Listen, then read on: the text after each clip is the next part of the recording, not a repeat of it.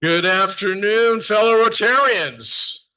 Welcome to the Rotary Club of Pleasanton, the world's greatest Rotary Club. This meeting is being recorded and will be available on our YouTube channel in the next couple of days. A warm welcome to all our visitors today. I think we have a few. And also, we hope you enjoy our meeting. If you want more information on our club, please see Ricky or myself after the meeting. And I'd like to thank our greeter, Dave Clausen, who stepped up to cover that. Thank you, Dave. And Heidi, one of our newest members, Murphy, who took over for attendance. Thank you, Heidi.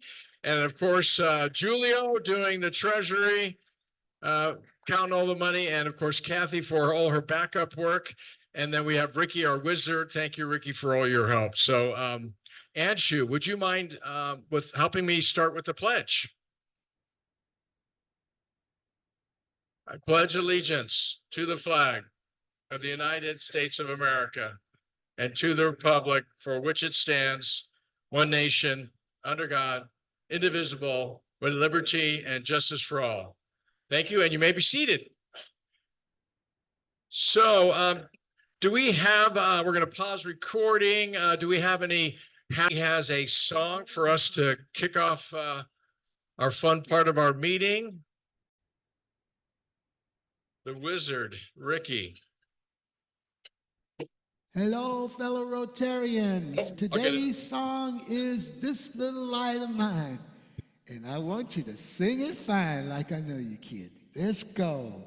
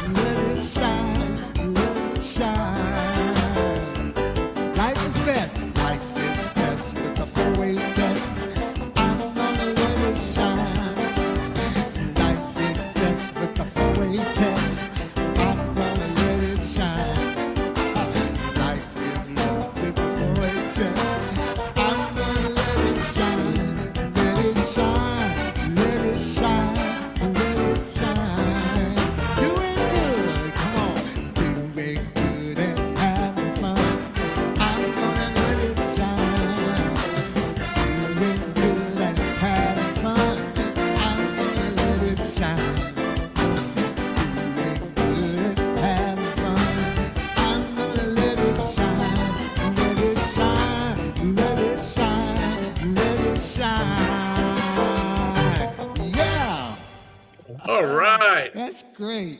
Don Lewis at his best. Thank you, Don.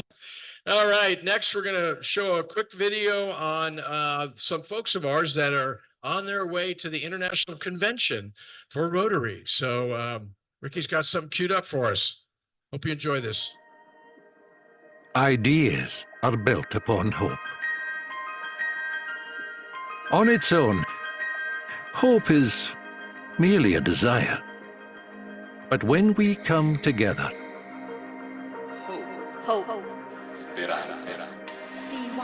hope forms into ideas and resonates into action.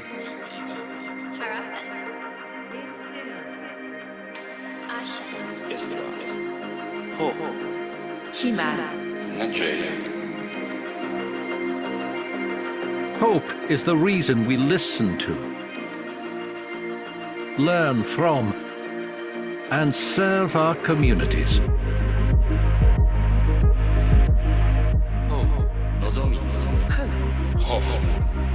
hope sets our course forward towards sharing a better future.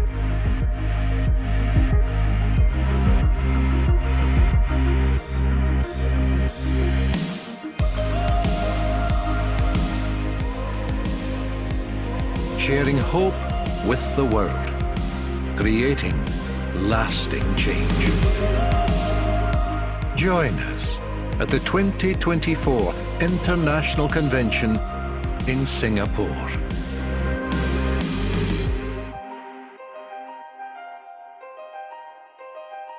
Thanks, Ricky. How many of you have been to an international convention?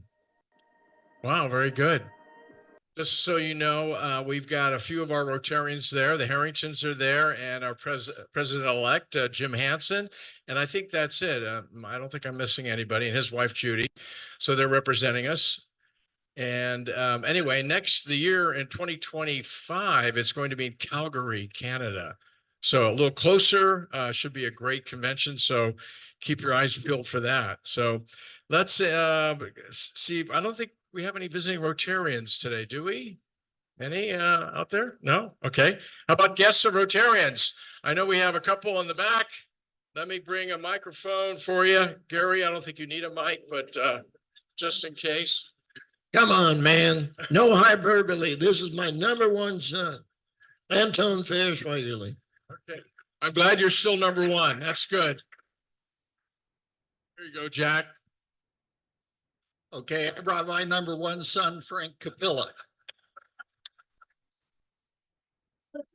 Frank Capilla is a former member of our club. He's now an honorary member, a very prominent plumber here in town. If you need any plumbing done, be sure and call Can-Am Plumbing.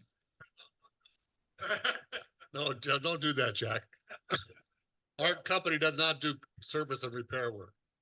And every time something like that happens, we get a ton of calls because somebody's toilet's not working. All we do is new construction. But thank you very much for thinking about me. I appreciate that. Well, Jack, I'm so glad you came back, even though we lost your name badge. So, you know, good. I'm glad you made it back. Anything else we got? Oh, we have one over here. Mark. There you go, Mark. Thank you, President Steve. Fellow Rotarians and guests, I'd like to introduce Mike Kowalski, a guest of mine. And Mike has served with our United States Air Force, and he is now practicing as a estate planning attorney right here in the city of Pleasanton. Please give a warm welcome to Mike. All right, Mike, you picked a good meeting to come to. You've got some good presentations today. So wonderful. Welcome. All right. Where are we here? We've got, I think, one Zoomer? Steve McCoy Thompson. There he is. Good to see you. How are sorry, you? I really tried to make it today, but it's just crazy. But thank you. Great to see you from afar. All right. Well, good to see you. So we'll see you in person soon. All right. Moving along here. Jack Brass, as you saw in my email, because I know you all read my emails, that today is Blue Blazer Thursday. It's not that we all called each other and said, wear your blue blazer, but Jack reminded me that this is a tradition of our club. And I said I'd give him a minute and a half to tell us where this all started. So Jack, here's the microphone once again. Can you got it? All right, good. Thank you very much. Can you all hear me? Yes. You can take what I'm going to tell you with a grain of salt. But Ralph Ewell gets credit for creating Blue Blazer Day. Ralph Ewell traveled all over the world, and every place he went, he ran into people wearing blue blazers. So he thought he would start the International Order of the Blue Blazer Club. It'd be like Rotary, and we'd have international conventions, sell caps and shirts, and on top of it all, he'd charge $100 a year to be a member, and it was a way to create a revenue for himself. Well, the whole thing did not get legs. We ended up with just Blue Blazer here at Pleasanton. And I would like to propose that we make the second Thursday of May every year Blue Blazer Day. Thank you. I second that motion. Okay. All in favor? Yay. All right, Jack. Thank you. Now, Larry said he had a little trivia that he wanted to share with everybody about the Blue Blazer. Speaking of Ralph Ewell, other than Jack Brass, I'll give $5 to anyone that can tell me what year Ralph Yule was president of our club. 67, 68? You're very close. 68, 69 was my father, Warren Annis. Mexico City was the International Convention, 68, 69, when Carlos and Tommy Smith did this thing. Ralph Yule was 69 to 70. And like I say, he succeeded my father. And who did he precede by 2 years? Who did Ralph Yule precede? He preceded Jack Brass, who was the president in 71, 72. Correct? Thank you. All right. No one wins the $5, so I can. Yeah, I'll have another glass of wine. Thank you. Larry. Now, Larry, you're going to transition briefly into telling us how effective your meeting was last night on scholarships.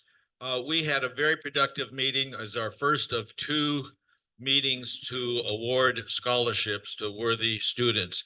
Last night, we awarded 21 high school students scholarships in the amount of $48,000.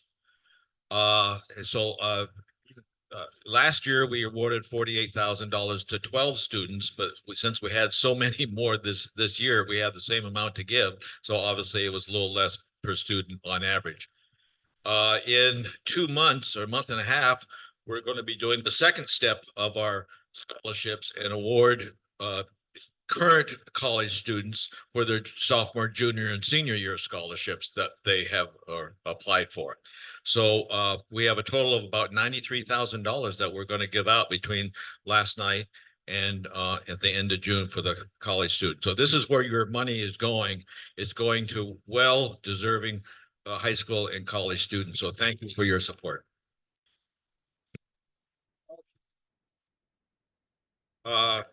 This is, well, the 20 or 21 students is far and away the most students that we've given scholarships to.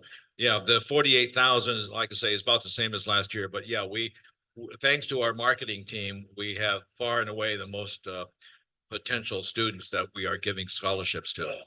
Yeah. That's awesome work, scholarship committee. Give it up for the scholarship committee. Woo. Yeah. All right. So where are we? Now, we are now going to introduce, or not introduce, but welcome Gary Ingram up. He's going to inspire us today on, I think, a story about someone that's close to him. So, Gary, I'm going to give you your own private microphone. So it's all yours. Give it up for Gary. Thank you, President Steve. I want to start with a quick showing of hands. How many mothers do we have in the room? Okay. How many people had a mother? Well, I want to talk about my mother and mothers in general today. A couple of things that my mom taught me as I was growing up. It seemed like she had a different word for everything. She was born in California. She grew up in Palo Alto, I believe, on a chicken farm. Ended up in Oakland Hills. Better. Ended up in Oakland Hills. Graduated high school summer of 1941. Many of her classmates joined the Navy that year and ended up perishing in Pearl Harbor. One of her life goals was to make it to Pearl Harbor. She did have a trip planned at one time.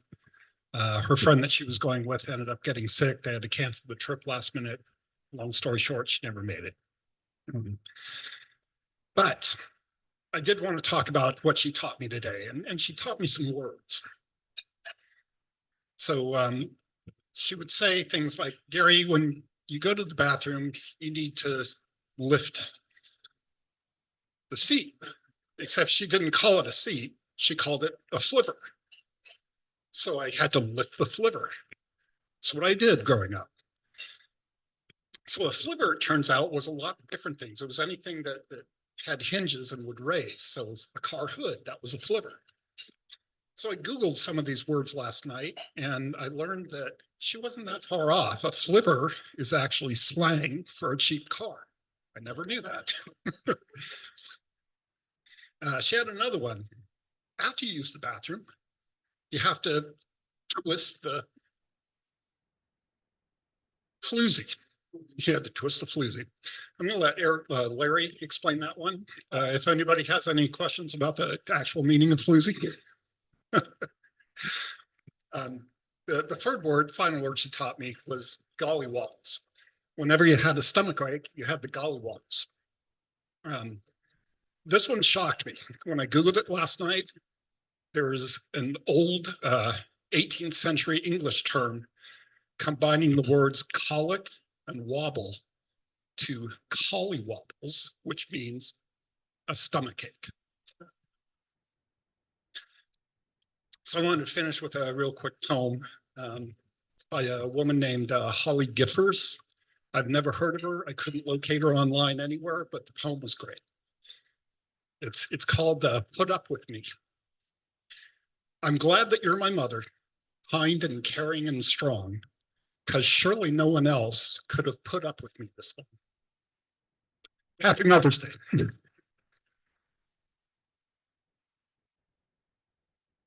Thanks for increasing our vocabulary today.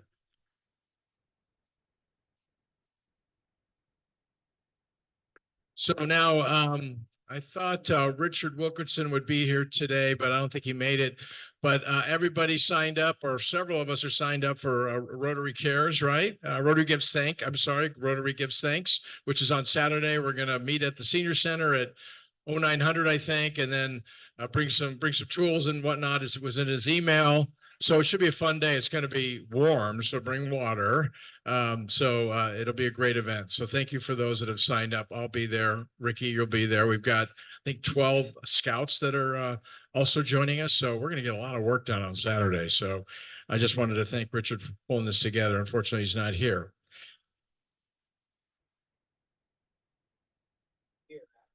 Oh, wow. I'm glad you told me that. I was going to leave. So I'll be sticking around for that. Kathy Alameda, I know you're eating, but you wanted to say a few words about some needs that you have and some wants, and when Kathy speaks, people listen.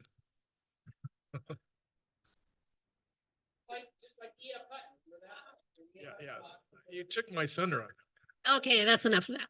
Okay, so let me just say, I've had this lovely little sign up for a couple of weeks now, and I had a little pad of paper underneath it for you to sign up to think about being on the planning committee, because we're just about ready to do our Halloween Spirit Run planning committee coming up together. And how we start it is we have the leaders of each team, and then they meet for the next 6 months.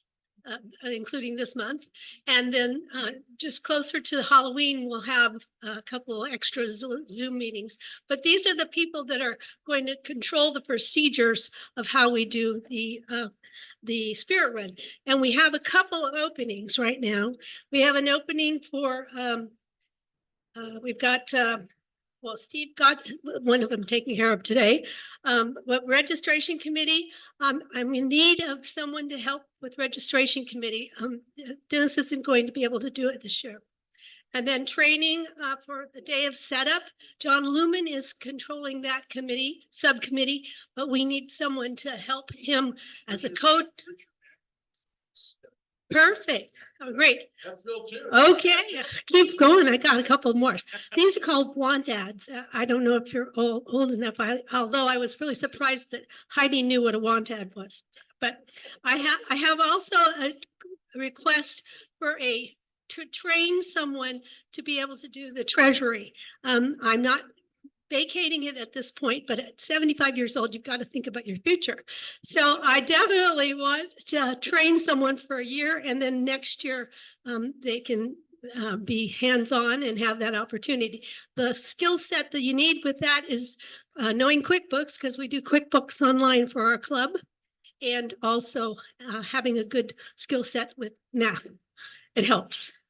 Registration chair, cashier team, I know a lot of you are aware of the fact that I take care of the cashier treasurer every week and put them on the schedule. No one, I have 6 members, and they maybe serve once every 2 months. So it's not a lot of things. You just sit there and greet people, count money, and give them their lunch cards and that kind of thing. Now, Julio's been taking care of the greeter, attendance taker, and he's been doing a fabulous job with that too. But we need a little bit more help. If you're interested at all, tell me, and I'll be happy to fulfill that gap. And then also the skill set is just a little bit of math and counting at the end with the attendance person to see how many people we need to pay for lunch. So aren't you excited about participating in something new and challenging? I did have to tell you, I joined the foundation board 5 years ago, and they didn't have a secretary, and I've never been a secretary for anything. And I've been having all sorts of fun with learning how to do the minutes and all that stuff. So you too can try something new, but see me, because I really am looking forward to having some other people do it. Thank you. Thank you, Kathy, for everything. Ricky, Okay, since we're doing want ads, we have almost completed our projected board for the next Rotary year, which comes in July. And we do need one position still to be filled, and that's the International Service Chair. I would estimate it's 1 to 3 hours per month. So not a lot of time intensive, but we do need someone to step up and take that. So if you or you know someone in the club, please see me, please talk to me. I'll be glad to give you. Well, they come to the board meeting, so that's 1 of the hours, and the other couple hours is basically just tracking international Rotary International donations and promoting that at the club when we have meetings, as well as sending out an email or 2 about that and any other international service opportunities that we have. So it's not a lot of work, but we do need someone to fill it on the board so that we can announce to the club our full set of our board members for the new Rotary year coming starting in July. So please be thinking about that. See me if you have any interest. I appreciate it. Thank you. the other point in being involved with International Rotary International is they, like every Rotarian every year, to give a little bit to the international, to Rotary International. And we've started that by adding that on your actual dues that you pay. So I think in the past, we've been a low 30% participation rate. And now we're almost at 90% because of that. So that's another thing that the International Committee Chair would be responsible for. Just make sure we do that. Is there anything we missed, Tom? You did such a good job this last year. Yeah. Okay, great. You thought Julio was going to do it? Did you volunteer, Julio? You were asked? And you're still contemplating? No? Oh, there we go. You even made that decision while you were chewing. That was amazing. You did both things at once. That's unbelievable. All right, so now we're going to move to our speakers that I'm really interested in hearing what Dick and Eric have to say. They're our fellow Rotarians, and Dick is a past president, as most of you know.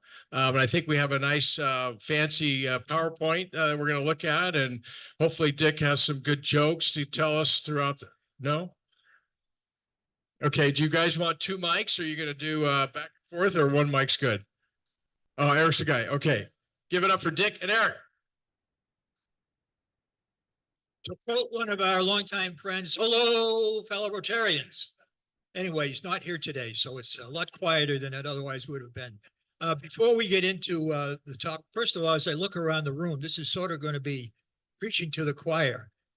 Most of the people are aware of a bit of what we're going to be talking about today. But before we get into that, I want to bring you up to date a little bit on where we stand with the wheelchair distribution for Guatemala. The chairs are ready. We have a date the first week in June. We will be sending a delegation. We've got about 3 or 4 people who have kind of signed up at this point in time. We're looking for more. I need to know right away if you're interested. We'll get you more details on what the cost. These are self-funded trips, but the cost primarily is in airline tickets and hotels. We partner with Rotary clubs in the area. In this case, it's the Rotary Club of East Guatemala City. And so many of the meals and so forth get hosted by the folks at the local level. So again, if you're interested, please see me. Bill Wheeler is also helping with the outside activities, setting up the cost. We'll be sending out information on more specifically the cost of hotels and airline tickets within the next few days. We need to have that information locked in by the 17th so that we give our hosts in the area time to put the program together. It'd be 5 days. Monday will be travel. Tuesday would be a distribution. Wednesday will be time to do a little bit of sightseeing. There's some historical sites close by. We'll get to work with and get to know our Rotary partners on a more personal level. Another set of distributions on Thursday, and then travel back here on Friday. So that's where we are with Guatemala. And just quickly, Peru, we're still targeting the third and fourth quarter of this year. We're still looking at exactly where that will be happening within the country. So there's a little update on that. Why are we here today? At one of the last wheelchair committee meetings that we had, we talked about the impact that legacy giving having Rotary donations figured into your estate planning can benefit not only at the national level, but through our local foundation here as well. And so we've done this, or we've had this done by experts before, but we haven't talked about this recently. So there's a lot of expertise in our club for estate planning and financial planning and so forth.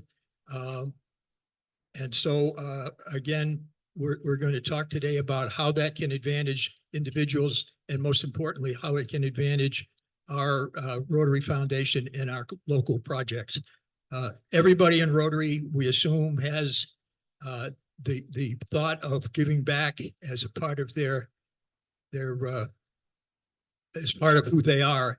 And so we're trying to look at ways that we can leverage that to fund more of our local projects.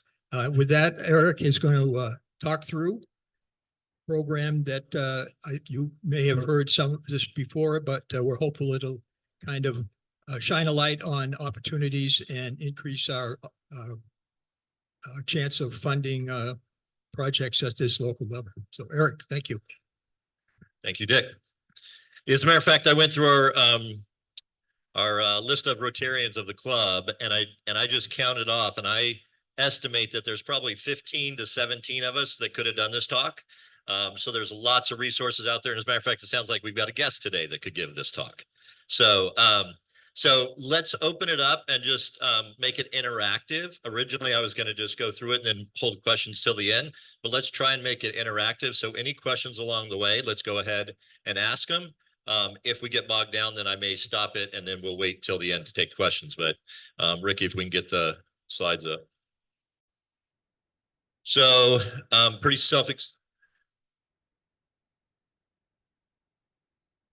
there we go.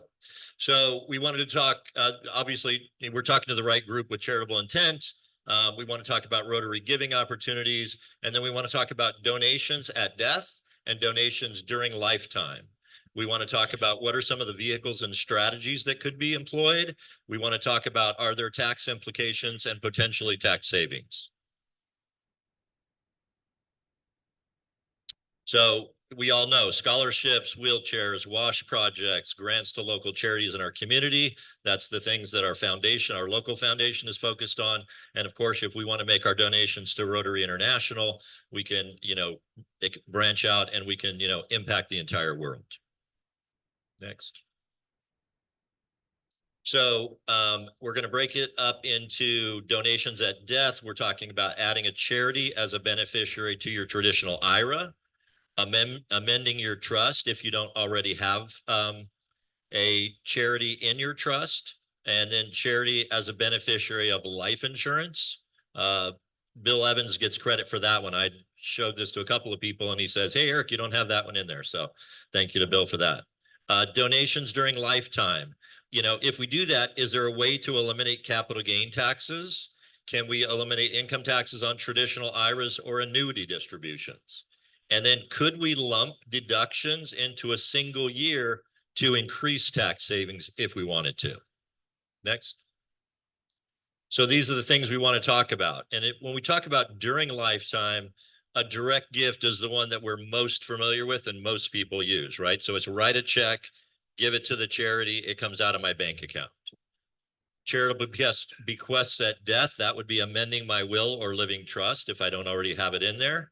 Making life insurance, making the beneficiary of a life insurance policy. Charitable trusts, we'll get into that in a little bit. QCD or donating money directly from my IRA to a charity. We'll talk about that as a possibility, and then we'll talk about donor advised funds. Any comments or questions so far?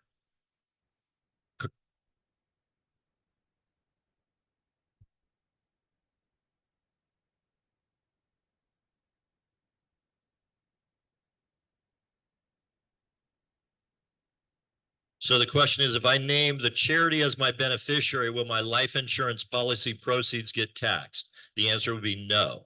So typically life insurance proceeds are not taxed. And when we're talking about that particular option, I might have the beneficiary being my 2 children, for example. So what I might do is I might say, hey, 25% to a charity, or let's make it even, 20% to a charity and 40% to each of my children.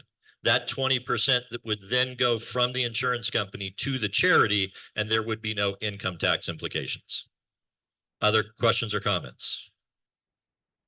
Next slide. So this is talking about bequests at death.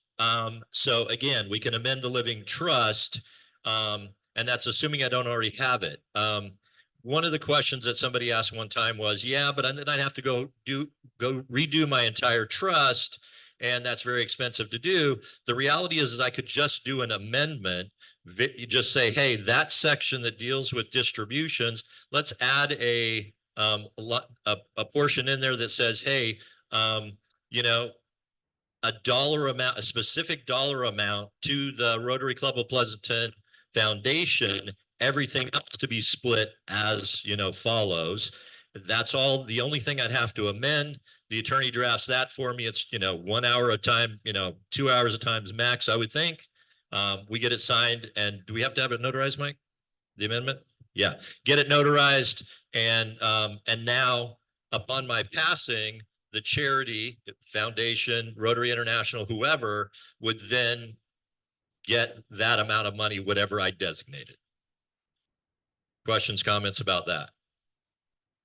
Add a charity as a beneficiary of my life insurance. We just talked about that.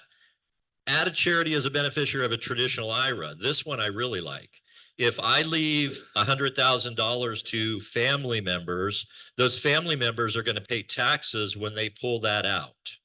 If they're in a, you know, in a typical tax bracket around here, they're going to lose at least 35% of it to federal and state taxes. They're going to get 65. If I leave that 100,000 to the charity gets 100. Now, maybe I don't want to do 100, but the same concept works on 10,000 or 20,000, whatever. Any questions about that? So IRA dollars are very good dollars to consider leaving to a charity, because the charity gets a lot more of them than typically my beneficiaries do. Okay. And that, by the way, is just very easy to do. So I call up whoever's handling my IRA and say, hey, I need a new change of beneficiary form for my IRA. And I list it in there. I say, hey, I want the IRA or the charity to get 10% or a specific dollar amount or whatever it is. My other beneficiaries to get the remainder.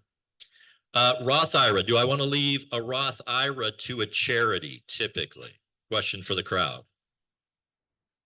Yeah, no. And why is that? Because those dollars to my beneficiary are tax-free.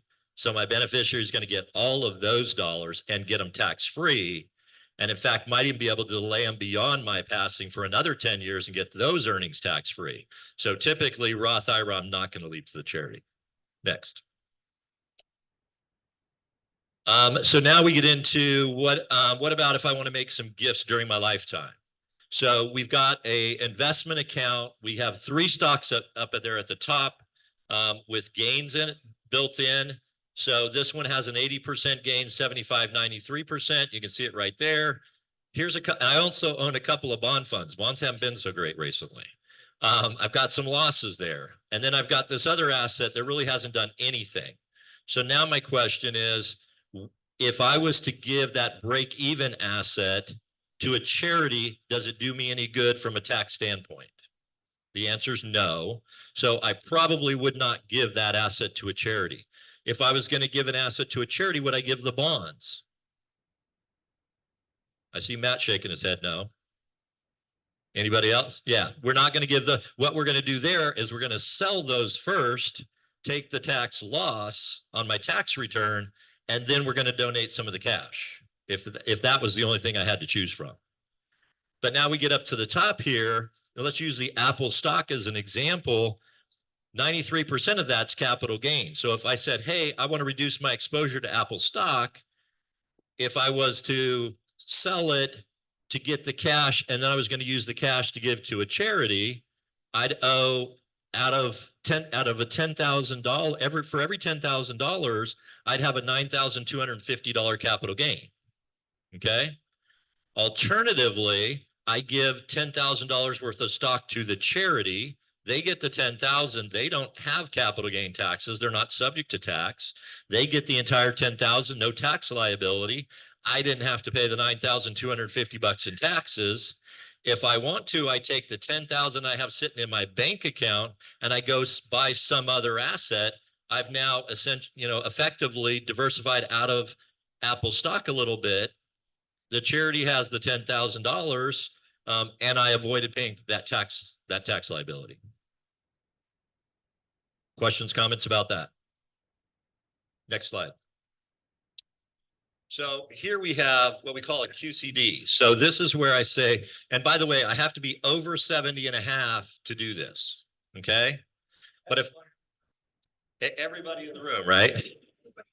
Not this half of the room. What does QCD stand for? Is that Qualified Charitable Distribution from my IRA. So if I'm over 70 and a half, which is different than the new rules now for required minimum distributions. But if I'm over 70 and a half, so this is a typical year, let's just say. I took 30,000 from my IRAs this year. I decided to make a $10,000 charitable donation. Well, and this happens to a lot of folks. Their itemized equals 27, okay?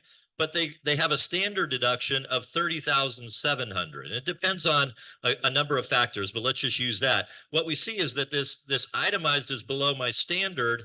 Therefore, I get no tax deduction for that 10,000 contribution, right? Therefore, no tax savings, but the charity gets the $10,000. If I did it differently, if I use the QCD concept, instead of I give the $10,000 directly to the charity, now I'm only paying taxes on $20,000 of IRA distributions because the other 10 went to the charity. I still am going to get the same standard deduction, but my tax bill went down in this example by $3,000. So whatever my tax bracket is, if you're in the 22% bracket, 24, 30, whatever, you're going to have some tax savings there. So for those that are over 70 and a half and they're itemized or under standard deduction, very attractive if you want to do some charitable giving. Larry. Next slide. Let's go there. Next slide. No, next slide. I'm sorry. So this just talks about the fact that, hey, you know, there are other things in my tax return that are affected the higher my income gets. It can have, you know, it can have effect. I can incur other taxes or reduce deductions. So by doing it the QCD way, maybe it even helps me avoid some problems in other parts of my tax return. Next. So here's Larry's question. I'm subject to required minimum distributions. I'm going to take $26,000 out this year. That's going to satisfy my required minimum distribution. And we're all familiar with required minimum distributions. Is that a true statement? Okay. So once I turn, now it's 73. Once I turn 73, I have to take money out of my IRA. And the government has a formula as to how to do that. Let's say in this example, 26,000 is in excess of their RMD amount. Okay. So under this scenario, they pull the 26 out. They're not able to get, they give the 10,000 to charity. They don't get any deduction because again, itemized or below standard deductions. Charity gets the 10. There's no tax savings for having given the 10,000 of charitable contributions. Over here, on the other hand, we give it directly from the IRA to the charity. Therefore, only 16,000 is going to show up as taxable on our tax return. We still are using the standard deduction, but now our tax liability went down because we're not paying taxes on as much up here. And we got a $3,000 tax reduction. Charity still gets their 10,000. It is. Yeah, but the difference here is in the prior slide, it was optional, right? I just chose to do it. Wasn't required to do it, but I decided to do it. Here, I'm required to take the 26 out. It's not optional, right? That's the result is the same. Exactly right. Yep. Other questions, comments? Next. Let's talk about a donor advised fund. I make a donation. In the year that I make that donation, I get a tax deduction. It goes into the donor advised fund. Whatever I contribute, if I contribute 10,000, 20,000, 30,000, that's the deduction I get on my tax return. It goes into the donor advised fund. And then from there, I can dole it out to one charity, two charities, a bunch of charities. I can do it in 1 year, 2 years, 10 years. I can wait and not do it for 5 years and then do it. But let's say, for example, I have a big income year this year. I'm going to be in a very high tax bracket. After this, I'm retiring and I'm going to be in very low tax brackets or I'm selling an asset. Oh, that just died. No, there it is. So here I can control when I get that tax deduction and control when the money goes to charity. Next slide, please. Please. Yeah. You would talk to your financial advisor, Schwab, Fidelity, a whole bunch of folks out there will offer donor advised funds. And you could set it up with any one of them.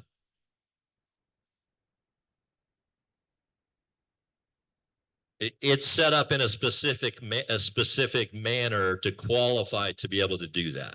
Yeah. Okay. Yeah. Who what? So let's just say I went to Schwab, for example. Schwab has a donor advised fund. They would have it set up, and I don't know who their custodian is. There's a number of companies out there that do this kind of stuff. I know the one that I'm familiar with, there's a company that does a lot of charitable giving type stuff, and they're the ones that it's held in a brokerage account. So if I had a Schwab brokerage account or a Fidelity brokerage account, whoever, it'd be held there, but it then becomes it's an irrevocable charitable gift. So whoever is administering that donor advised fund, it's now their asset. Custodian is holding it. That is correct. Yeah. So depending on the donor advised fund, Some might say, okay, you put it in here, we'll manage it for you potentially. Others are self-directed. And so I put it into the donor advised fund. I put $50,000 in there, $100,000 in there. I don't give it out to the charity, but I could manage how it's invested. So I could pick the XYZ mutual fund or stock or whatever. And in theory, I could put 100 in, grow it to 200 and give 200 to charities. Now I only got a deduction for the 100 I put in. That extra 100 that I grew the money to didn't do me any good tax wise, but I got to give more to charity. Then the charities get less.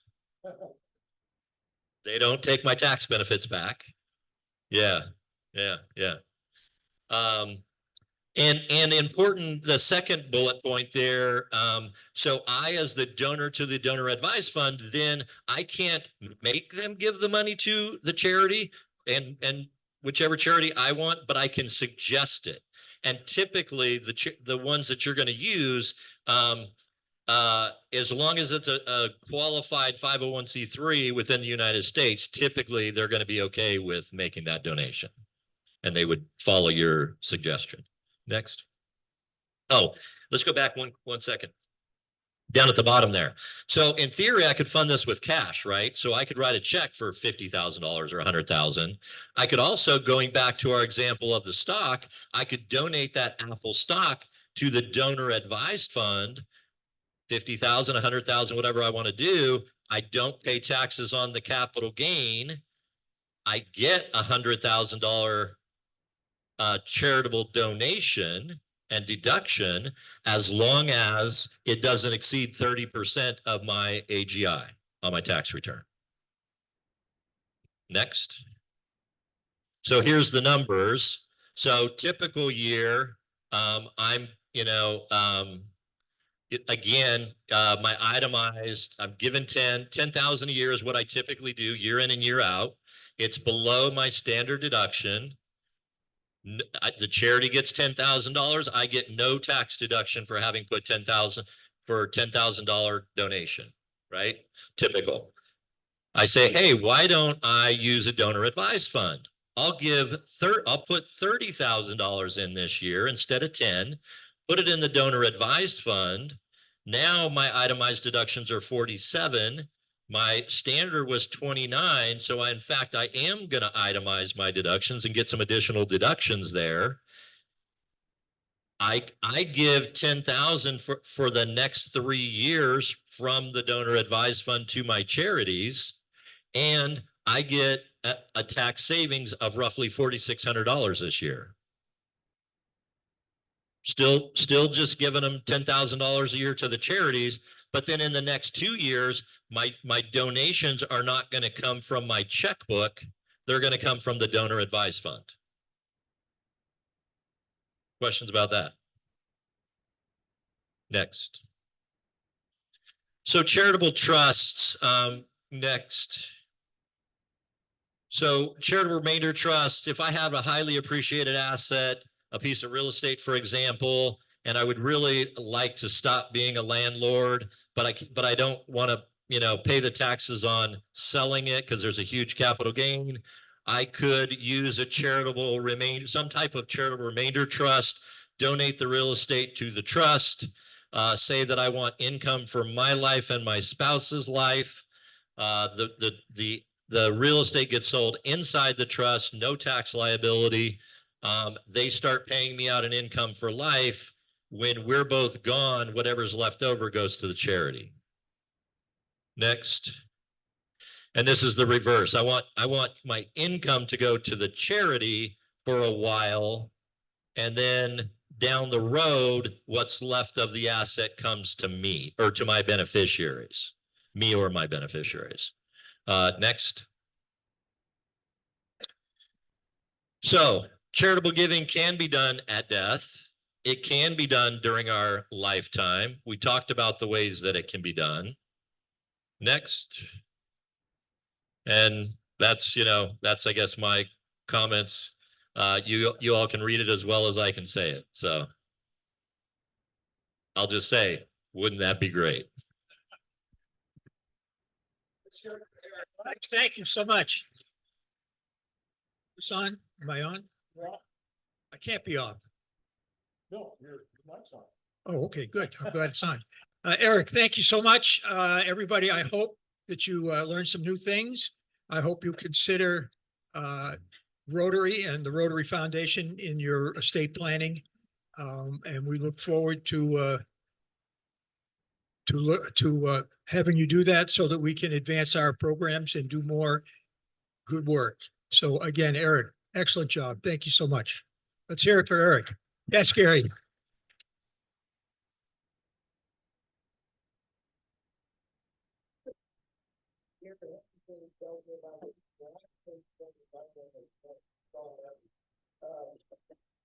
Yes. So that beneficiary, there's something you give like $10,000 or, you know, I don't know, like Gary explained it to me, the men to give $3,000 more and I'll be at 10,000, and I'm something or other. And so there's ways to give in the future dollars. Anyway. Are you following this? Tom,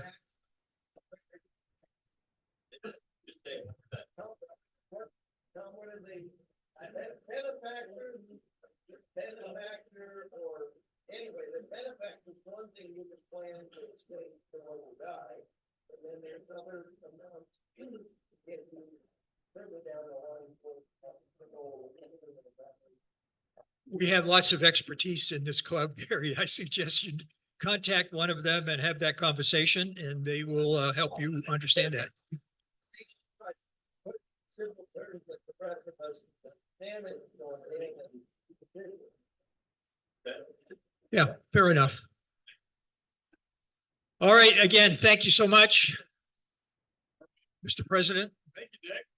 And Eric, thank you so much. I know if you have questions, obviously you know who to go to, and there's other members in our club that do services that Eric does. So please reach out to them. It certainly makes sense to pay less taxes on things, doesn't it? So, and also benefit a charity. So wonderful stuff. Did you have anything else? Oh, okay. Rotary, yes, Rotary charity as the charity, correct. So just wanted to let you know next week we're having our TTT at Mark Tanis's favorite new hangout. It's called Y'all Come Back Saloon. It's at 5321 Hop Yard Road. It's sort of behind Burger King, the new Denny's, and that little shopping area there. So we look forward to seeing your new hangout, Mark, next week at 5 o'clock. And then the following week, the 23rd, we have Guy Houston speaking about the Dublin Leprechauns. It's not that they have found leprechauns in Dublin. It's a new baseball team that they have there that should be interesting. So he's going to talk about, I think he's going to bring some fun hats and stuff like that as well. So good. And then last thing before we get to the drawing, I wanted to recognize a few folks that are here today. Tom Fox is having a birthday on May 11th. Tom, early happy birthday. Any plans? No. Well, it sounds like you're going to have an exciting day. So happy birthday, Tom. We also have Gary Schwagerly has a anniversary as a member of our club. Gary, what year is it? What? That's correct. So what is that? That's 30 years. Yeah, good. You still can add that up. Very good. Congratulations, 30 years member. And right below you is Lee Carlson. He's also has an anniversary this year. And his is, Lee?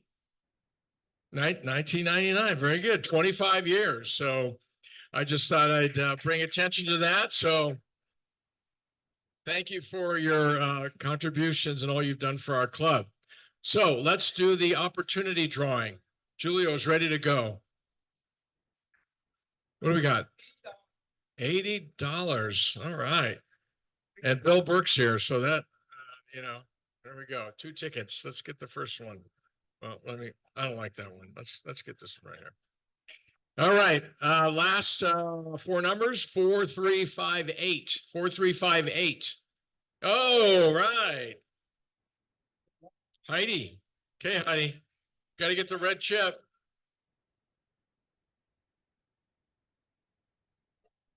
No, oh, okay. Next one is 4350. Very close. That's her too. All right, well, that's good. No.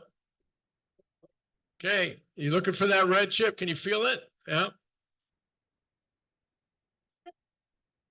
All right. Thank you so much, Julio. Thank you all to our visitors for being here. Hope to see you back. We are adjourned.